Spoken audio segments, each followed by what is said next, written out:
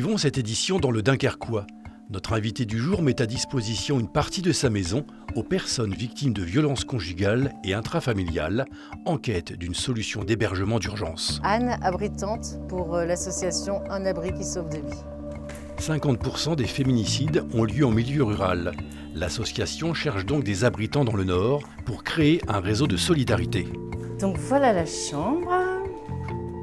Alors il y a un lit double et il y a un lit convertible pour si la maman ou le papa désire dormir avec ses enfants. Il y a la salle de bain qui est donc entièrement pour les personnes qui sont abritées. Et donc ici il y a du linge de maison, les personnes peuvent sans problème se servir en essuie, en drap, parce que je pense que c'est important aussi pour ces personnes d'être autonomes et d'avoir l'impression d'être un peu chez elles.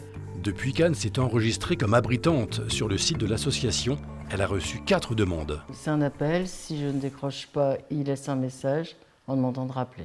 Et tout simplement, après, le lendemain, vous pouvez avoir quelqu'un qui peut venir chez vous. Voilà, même le jour même. Et on s'engage pour une durée déterminée. Donc on nous conseille de dire une semaine au début. Voilà, c'est ponctuel. L'association est très rassurante. C'est-à-dire qu'il y a quand même quelqu'un qui nous contacte tous les jours pour voir si ça va, l'abritant. Et l'abrité a aussi un contact, mais d'une autre personne. Donc on peut vraiment, s'il y avait un souci, le dire.